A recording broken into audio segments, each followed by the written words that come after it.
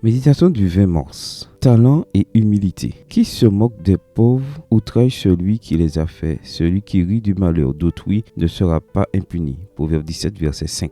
Bible en français courant. Enfant, le grand compositeur et musicien allemand Franz Schubert souffrait des moqueries et railleries de la part de ses camarades de classe. Un jour, à l'âge de 12 ans, il ne put dormir. La nuit précédant l'examen d'entrée à l'académie de chant. À l'aube, il était déjà debout, à la recherche des vêtements qu'il porterait. Il aurait voulu un nouveau costume, mais le maigre salaire de son père, qui était instituteur, ne pouvait le lui offrir. 14e enfant, il devait se contenter des vêtements laissés par ses aînés. « Tu as l'air en pleine forme », lui dit sa mère en lui servant le petit déjeuner. « J'espère que tout se passera bien. »« Bien sûr qu'il va réussir », répondit son père. « Ne connaît-il pas bien toutes les gammes musicales ? Et il a une voix d'ange », ajouta-t-elle. Son bonheur fut de courte durée, car les railleries des autres enfants l'accueillirent. Il formait même des petits groupes pour se moquer de lui, tout en lui faisant remarquer ses vêtements plutôt usés et serrés. Franz fut soulagé quand les auditions commencèrent. Malgré la gêne occasionnée par les autres enfants, il chanta parfaitement les gammes et fut capable de lire d'un coup d'œil et sans faute la partition qu'on lui présenta. Imagine ce que durent ressentir ses détracteurs quand il fut le seul choisi pour faire partie de la chorale. Sous ses vêtements modestes se cachait un enfant au talent exceptionnel et au stiment profond. Avant sa mort à l'âge de 31 ans, Schubert avait composé plus de 600 œuvres musicales. Les gens n'ont pas beaucoup changé au cours des